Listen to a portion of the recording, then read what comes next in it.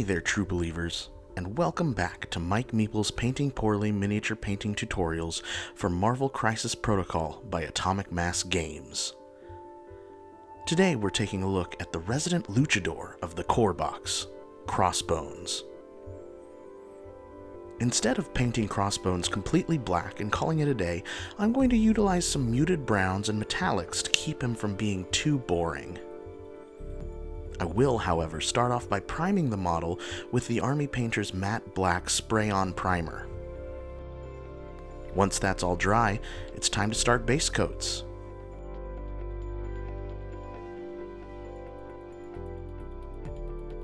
We're going to start off with a dry brush of Neutral Gray by Vallejo.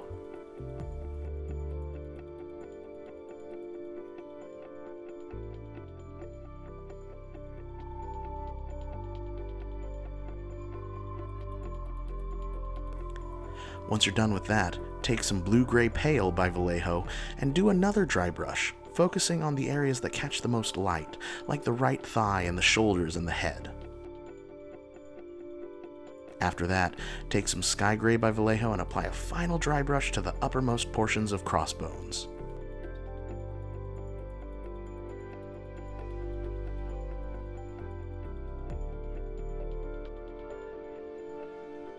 Next, we'll take some Basic Skin Tone by Vallejo and paint the arms and neck of the model. Because of the black undercoat, you'll probably need to apply 2 layers. Just make sure that the first layer is completely dry before applying another. Moving on, we'll be mixing together 2 parts Chocolate Brown by Vallejo and 1 part black, and using that mix to paint Crossbones' tactical vest. This also includes all of the straps around his legs and his holster.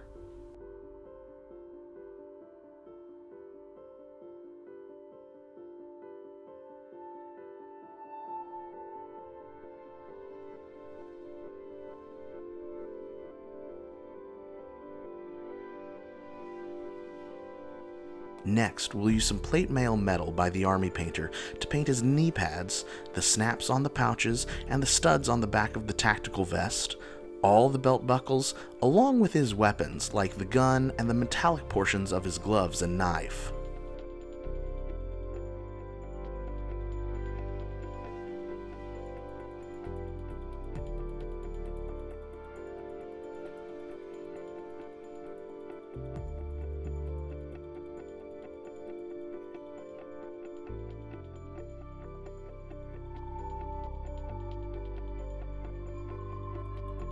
Then, take some Sky Gray by Vallejo and paint the skull portion of his mask, along with the bandage wrapped around his right wrist.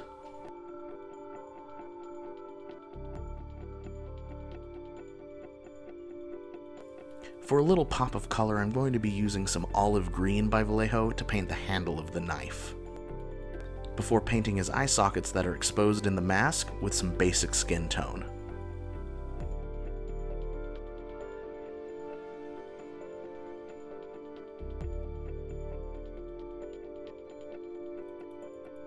Once that's all dry, it's time for shades.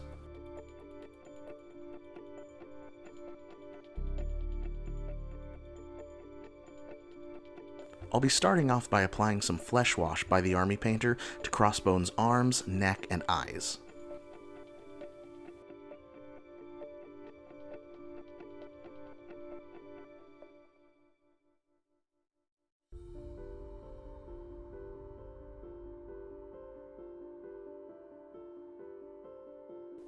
I'm going to let that dry completely before grabbing my Dark Tone by the Army Painter and using that to shade everything else.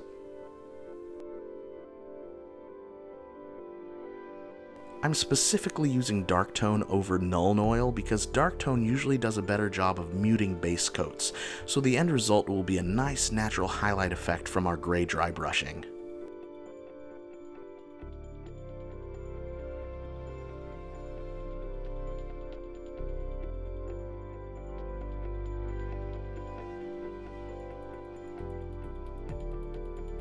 When that's all dry, it's time for highlights and finishing touches.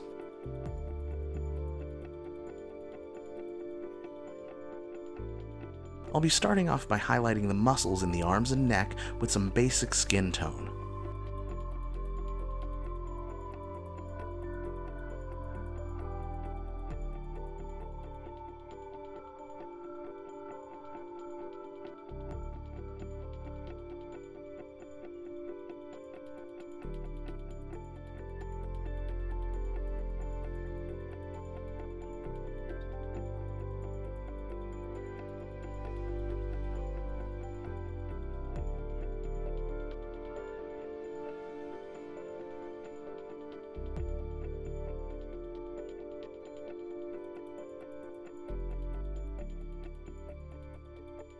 You can add a second level of highlights to the skin by mixing together equal parts basic skin tone and light skin tone by Vallejo. When adding additional highlights, remember to paint a smaller, more center portion of what you've previously highlighted.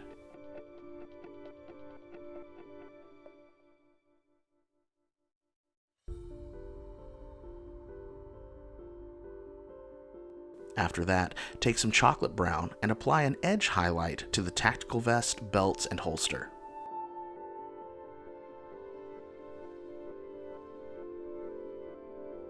Essentially, when you're doing an edge highlight, you're just outlining the main structure of the sculpt with the lighter color, though there may be places where you'll want to apply a more traditional highlight, such as the back of the boot straps.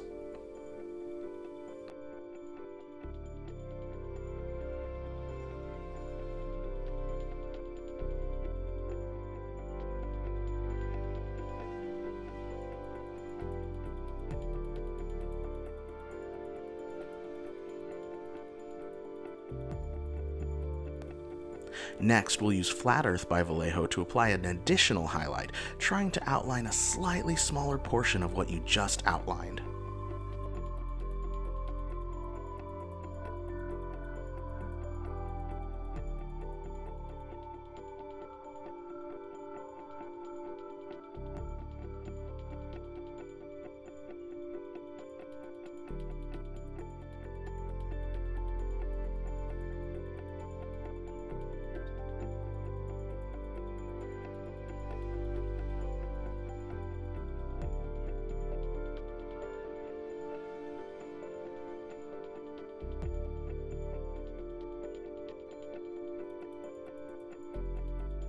Then take some sky gray and highlight the skull on the face mask. Make sure you highlight the brow, cheekbones, nose, and chin.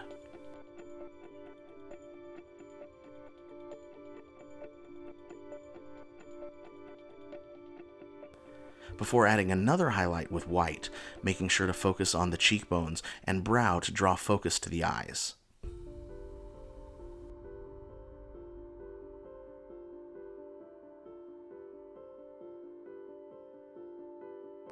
I also used these colors to highlight the bandage on his right wrist and the handle of his pistol.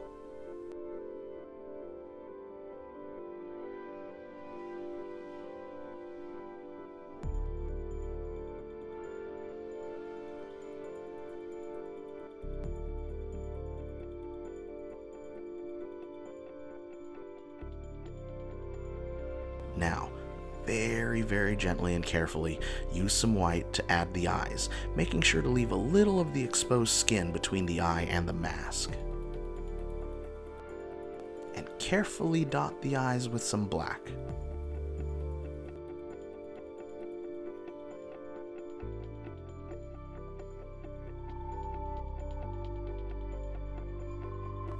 As an optional step, I dry brush some Necron compound over his shin guards to give it a metallic feel.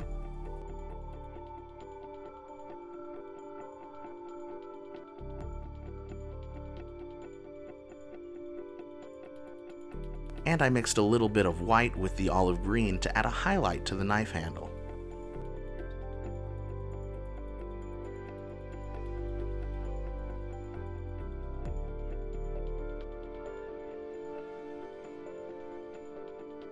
I'm finishing off the mini by painting the base with some neutral gray and shading it with some Nuln Oil.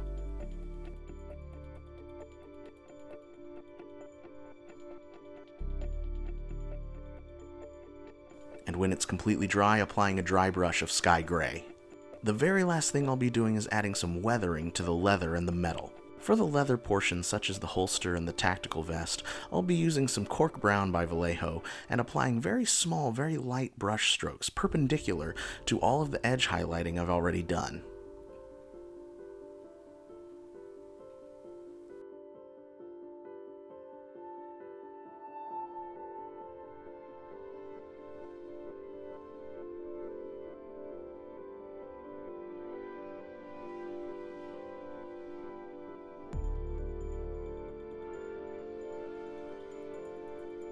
For the metallic portions, we're just going to be using some plate mail metal and applying a few brush strokes in a haphazard manner across the metal knuckles and the knee pads to make them look like scratches. When you're finished with that, paint the rim of the base and spray it with your matte spray. And that's it! I want to give a big shout out to all my patrons whose generous support helped me make quality content like this.